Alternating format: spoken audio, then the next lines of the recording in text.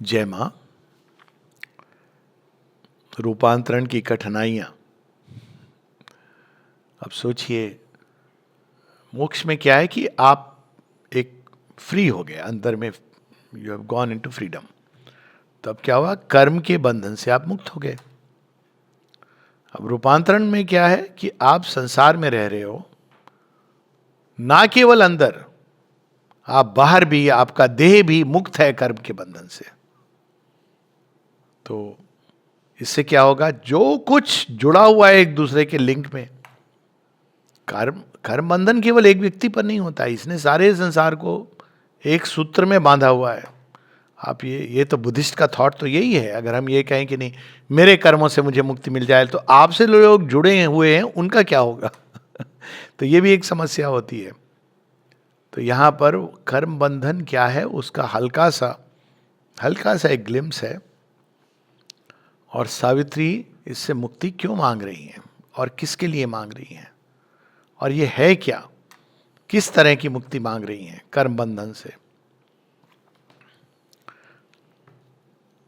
Page 12। Altered must be nature's harsh economy. कर्म को किस तरह से बताया गया? एक बैलेंस क्रिएट करता है, लेकिन श्री अरविंद इसको हार्श इकोनॉमी कह रहे हैं। क्यों हार्श इकोनॉमी? इस तरह से है कि अब देखिए, हम लोग सुनते भी हैं कई बार कि अच्छे भले घर में अच्छा भला बच्चा अच्छा था, अच्छा भला बड़ा हो रहा था, अचानक उसको एक बीमारी हो गई जो उसके जीन्स में आई, हेरिडिटी। उसका कोई दोष नहीं है, कम से कम इस जीवन में तो अच्छा, पेरेंट्स भी अच्छे हैं, बच्चा भी अच्छा है, लेकिन वो बीमारी उसको समाप्त कर देती है फिजिकली। अब वो और बात है कि अंदर में आपका चलता है इवोल्यूशन, लेकिन बाहर से कोई भी अकाल मृत्यु, हार्श इकोनॉमी। शरीर के अंदर दोष है तो है। नेचर ये नहीं बोलती है कि आप एक अच्छे व्यक्ति हो, आपने बहुत रेगुलर इनकम टैक्स भरा था, तो कोर्ट में आपका केस आप जीतोगे ही जीतोगे। None of this applies. अगर हम संसार को केवल खुली आंखों से देखें, हम उसको जस्टिफाई करते रहते हैं कि पूर्व जन्म में आपने किया होगा, लेकिन इस जन्म में तो जो स्पष्ट दिखाई देता है, ये एक अच्छा व्यक्ति जो ऑनेस्ट टैक्स पेयर है, वो कोर्ट में एक दुर्दांत राजनीतिक व्यक्ति से हार जाता है जो गलत उपाय से इस चीज को कर रहा है। तो ये बाहर से जब हम देखते हैं तो बहुत विचित्र लगता है। यहां हार्श इकोनॉमी विशेष रूप से जड़ तत्व के बंधन को कहा गया, ये सबसे कठोर है। आप देखिए, अच्छे से अच्छे, अब स्वामी विवेकानंद 39 की एज में उनका शरीर पूरा हो जाना, चाहे ठीक है उनकी अपनी इच्छा मृत्यु हम कह लें, लेकिन फिर भी अगर आप देखें कि वो, और अगर कल्पना करें 50 साल रहते तो क्या, कितना फर्क पड़ता। श्री रामकृष्ण परमहंस 58 में, ठीक है, डिसाइपल्स का उन्होंने कहते हैं पाप अपने ऊपर लिया, परंतु अगर आप देखो तो वे जिनकी वाणी से अमृत बरसता था, उनकी वाणी में थ्रोट कैंसर, और उससे कितनी पीड़ा से गुजरे हैं वो, अगर आप पढ़ें तो। और वो कहते हैं माँ को बार बार, उनको पीड़ा हो रही, कष्ट हो रहा है। अगर आप उनके पढ़ेंगे ना टुवर्ड दी लेटर पार्ट, और लोग उनसे बात करना चाहते हैं लेकिन वो नहीं कर पा रहे हैं, फिर भी वो करते हैं क्योंकि उनको प्रेम से बंधे। It is very touching if you read. Shri Aurobindo को देखिए, 2 दिसंबर प्रोग्राम, सारा उस समय उनकी जो अवस्था थी, 24 नवंबर को दर्शन नहीं, जो बच्चे हैं जो आए हैं उन सबको ऑलरेडी वो निर्णय ले चुके थे। वो अंदर में जो कुछ हो रहा था, शरीर एकदम सब कुछ करने के बावजूद, इसीलिए वो कहते हैं ना माँ से, your body is more prepared. तो ये हार्श इकोनॉमी, खासकर फिजिकल डेथ, जिसके बारे में बड़े से बड़े योगी कह गए, ये तो जातस्य ध्रुवस्य मृत्यु, आप इसको नहीं बदल सकते। आप अच्छे होंगे, बहुत अच्छे होंगे, बुरे होंगे, बहुत बुरे होंगे, लेकिन ये संतुलन बनाए रखने का ये कौन सा तरीका है? Harsh economy. कुछ ऐसे है कि आपके बैंक में किसी ने करोड़ों रुपए मेहनत से कमा के जमा किए, किसी ने 100 रुपए जमा किए, और अचानक बैंक ने कहा मेरा दिवालिया हो गया सबको, लेकिन हम 1000 रुपए दे देंगे। हार्श इकोनॉमी, बैलेंस, संतुलन बनाने का। Acquaintance, she must win from her past bond. अब यहां पास्ट बॉन्ड की दो दृष्टि, हम लोग कहते हैं ना पूर्व जन्म के कर्म, तो पास्ट बॉन्ड, वे जो चीजें हमारी प्रकृति के अंदर, हैबिट्स, टेंडेंसीज, ये इस कैंटो के अंत में आएगा, वही नियम बन जाती हैं। एक बार आप यूथ में एक, जिसको हम कहते हैं बाहर से गलती, आपको कोई आदत लग गई, अब आप पूरे जीवन उससे स्ट्रगल कर रहे हो कि ये आदत, आपको पता चल गया, आप प्रयास कर रहे हो, लेकिन वो आदत कहाँ बैठ गई? जड़ तत्व में बैठ गई। होता है ना ये अनुभव, प्राय सभी लोग करते हैं। तो ये चीज जो है, इसको पास्ट बॉन्ड, ये केवल ऐसे नहीं है, अच्छे बुरे की बात नहीं हो रही है यहां पर। पास्ट, जो भी हमारा पास्ट था वो हमको जकड़ के रखता है, वो अच्छा वाला भी बुरा वाला भी, जो भी हम, ये अच्छा बुरा हमारी समझ है, लेकिन वो हमको पकड़ लेता है। Acquaintance, she must win from her past bond, an old account of suffering exhaust. Old account of suffering, again इसको ट्रेडिशनल थॉट में हम क्या देखेंगे कि हमारी कर्म, बुरा कर्म किया तो सफरिंग, यहाँ ये भाव नहीं है, ये अंत में आएगा। जैसी बात की पास्ट में, अब एक थोड़ा सेमी ह्यूमरस चीज है, विवाह हुआ उसके बाद अब आपको सफरिंग हो रही है, वाइफ को सफरिंग हो रही है, ज्यादातर वाइफ सफर करती हैं। अब वो क्या करे? ओल्ड अकाउंट ऑफ सफरिंग आपने साइन कर दिया, साइन कर दिया। अब आप कितना भी अपने अंदर चेंज हो रहे हो, सब कर रहे हो, लेकिन आपको सफरिंग से जाना पड़ रहा है। क्यों? क्योंकि उस तारीख को फला फला दिन 40 साल पूर्व आपने विवाह का सिग्नेचर किया था, और आपको पता भी नहीं कि किस कर्मों के कारण। तो ओल्ड अकाउंट ऑफ सफरिंग, कब तक ये पीड़ा रहेगी? अब आप इस पीड़ा का विचित्र है, आप ये भी नहीं कह सकते कि मुझे पीड़ा हो रही है, भगवान मुझे इससे मुक्त कर दो या इनसे मुक्त कर दो, आप नहीं कह सकते हो। और आपको हो रही है, लेकिन आपके पास ऑप्शन नहीं है। Old account of suffering exhaust. ये क्यों ये सफरिंग होनी होती है, यहां माता जी बाद में बताएंगे शेयर में, क्योंकि ये लाइफ इम्परफेक्ट है। हम जुड़ जाते हैं उन चीजों से, उन लोगों से, और बुरी तरह अटैच हो जाते हैं, जो बाद में पीड़ा का कारण बनते हैं। लेकिन जब पीड़ा का कारण बनते हैं, तब हम ये नहीं कह सकते कि आपको हमने काट दिया, अब हम आगे जा रहे हैं, नहीं कह सकते। यही old account of suffering. Strike out from time the soul's long compound date.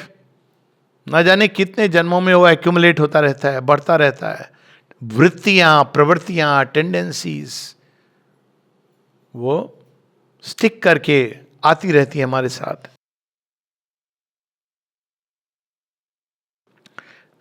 And the heavy servitudes of the karmic gods, the slow revenge of unforgiving law, and the deep need of universal pain, and hard sacrifice and tragic consequence. ये है जीवन का real, like शेरविन spiritual realism.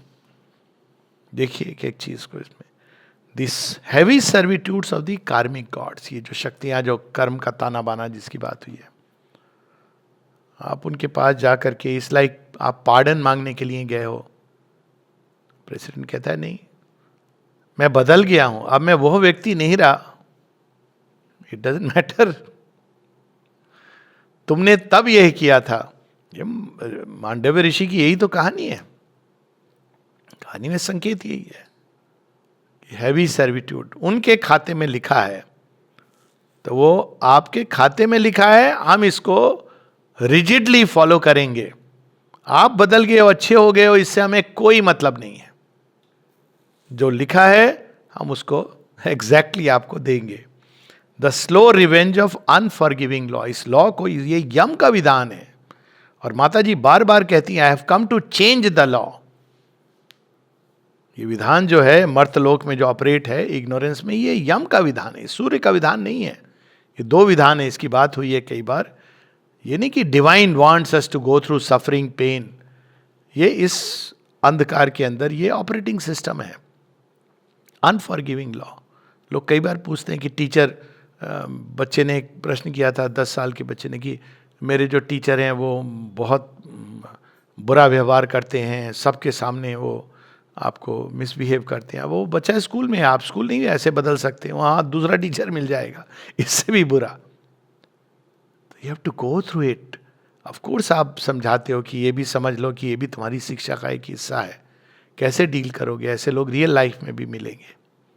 तो unforgiving law and the deep need of universal pain, क्योंकि हम अज्ञान से, इसके बिना अचित अंधकार से जागते नहीं हैं।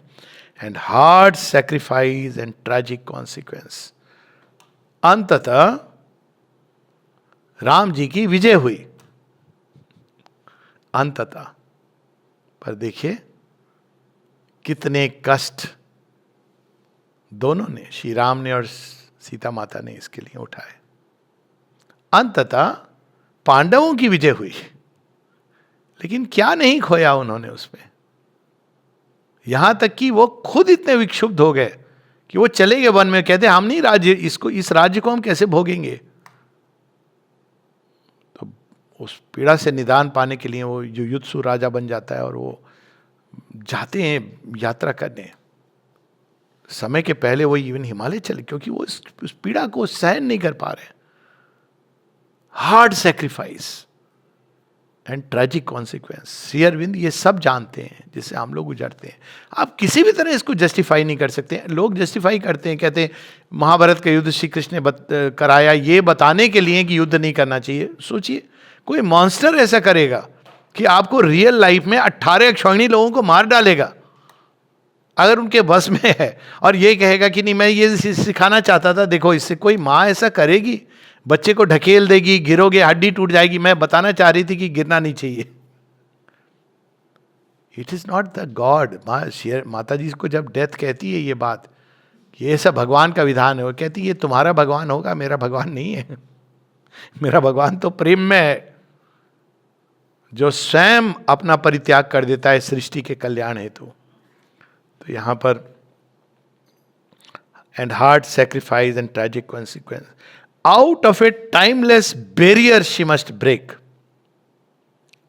penetrate with her thinking depths the void's monstrous hush, look into the lonely eyes of immortal death, and with her nude spirit measure the infinite's night. ये जो विधान देखिए, सारा ये विधान किसका है? मृत्यु का विधान है, यम का विधान है। भगवान नहीं चाहते हैं ये, लेकिन उन्होंने इसको सैंक्शन दिया हुआ है। यहां पर वो बात आती है कि पेन को क्यों सैंक्शन मिला हुआ है।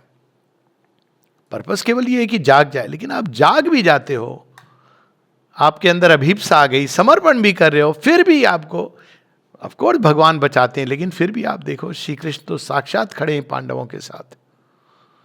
फिर भी क्योंकि यम का विधान, और ऐसे ऐसे लोग हैं जो जस्टिफाई करते हैं।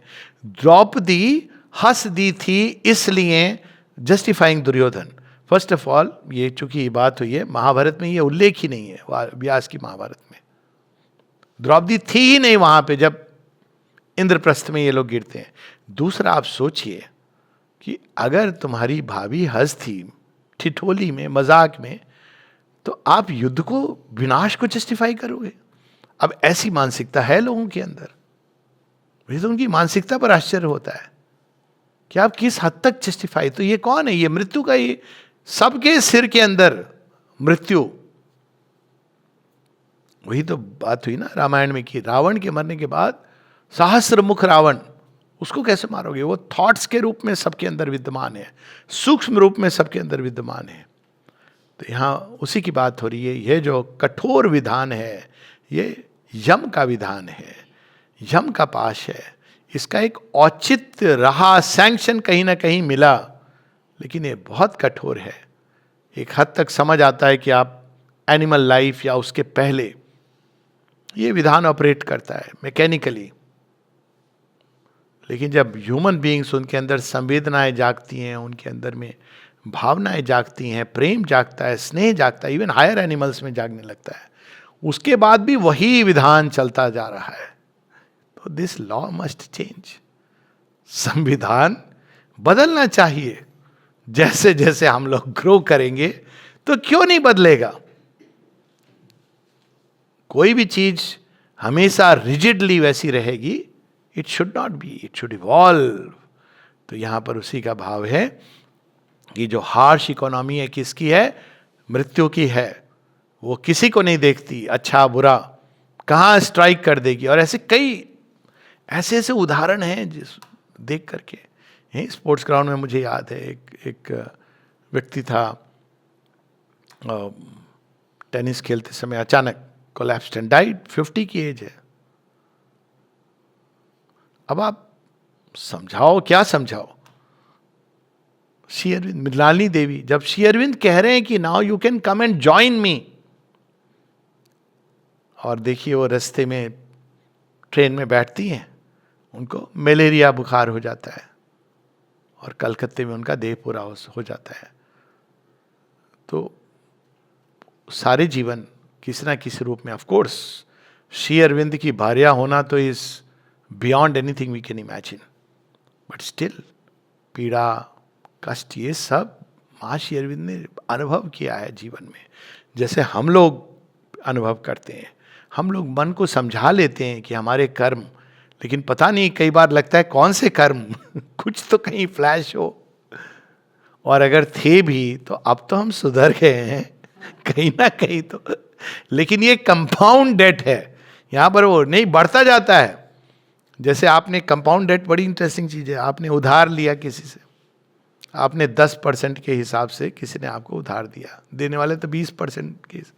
अब आपने पे करते करते जो ओरिजिनल है उससे कहीं अधिक दे दिया, दुगना तिगुना दे दिया, इंटरेस्ट दे देके, लेकिन उन्हें कहते हैं मूल तो अभी तुमने दिया नहीं है।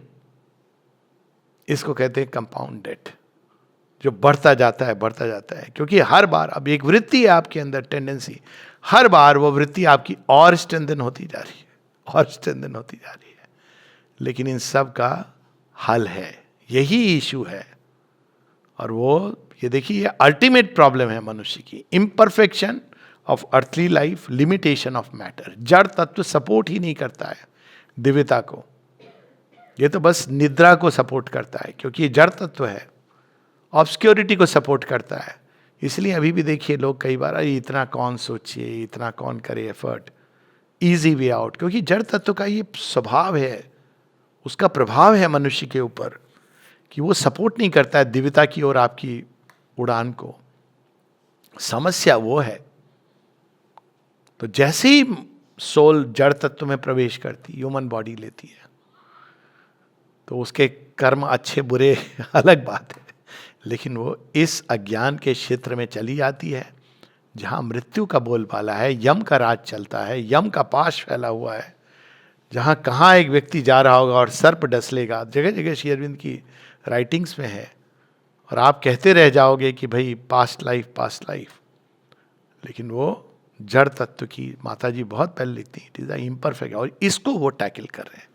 देखा जाए तो ओरिजिनल प्रॉब्लम। यहीं हम लोग रुकेंगे। Altered must be nature's harsh economy, acquittance she must win from her past bond, an old account of suffering exhaust. Strike out from time the souls, strike out from time the soul's long compound debt, and the heavy servitudes of the karmic gods.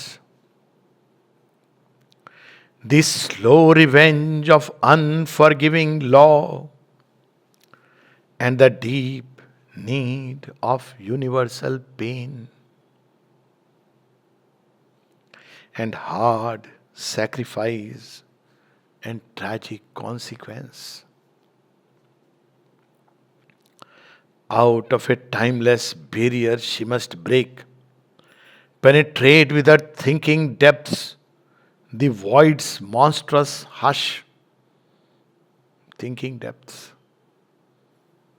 अपनी गहराई में भी ये पूरी तरह सचेत है सावित्री।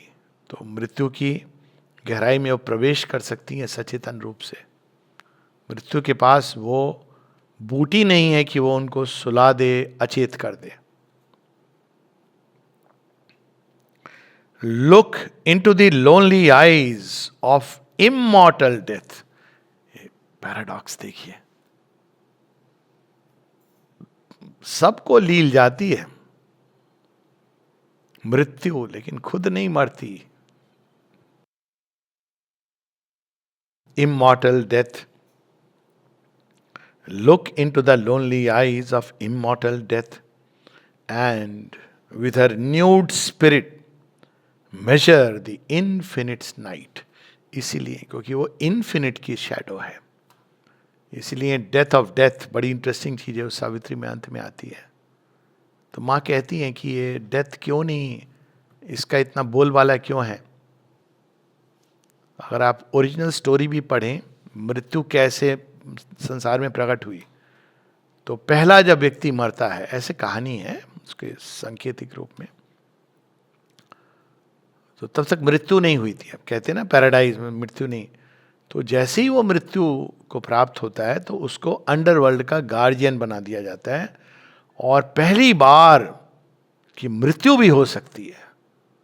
अब क्या होता है ना, वो संभावना के रूप में शुरू हो जाती है, और जितनी मृत्यु होती है उतना अधिक ये दृढ़ होता जाता है। आप देखिए बच्चों को, उनके सबसे बड़ा शॉक उनको लगता है जब वो 10, 11, 12 साल में सडनली कहीं ना कहीं वो मृत्यु की बात सुनते हैं। ऐसा भी होता है। तब तक उनको ये नहीं लगता है कि मेरे पेरेंट्स या इनको कुछ हो सकता है, उनको ये स्पॉन्टेनियस होता है कि हमेशा एक ट्रस्ट है। अचानक वो कन्फ्रंट करते हैं मृत्यु क्या है। बहुत से बच्चे उस समय एक चैलेंजिंग टाइम से गुजरते हैं, और फिर वो पेरेंट्स सब लोग नेचुरल जो अभी का विधान है उसमें और दृढ़ करते जाते हैं, और सारे बाबा जी यही दृढ़ करते जाते हैं, सारे शास्त्र यही कहते जाते हैं, जो जन्मा है वो तो मरेगा। तो बस मृत्यु मोटी होती जाती है, ये मां बताती है। आवर फेथ इन डेथ, देखा जाए तो we have more faith in death than on divine. तो नेचुरली जिस पर हम विश्वास करते हैं वो तो पलती पोसती है। And with her nude spirit measure the infinite's night. अब वो एक लाइन है, इसको नेक्स्ट टाइम हम लोग लेंगे। The great and dolorous moment now was close. कौन सा मोमेंट जिसका वर्णन हो रहा है? जब सावित्री को, उस दिन की बात है जब सावित्री को एक साथ पहले मृत्यु से डिबेट होना है, उसके बाद उनको original borders of the unknown, वहां से भी सैंक्शन लेना है।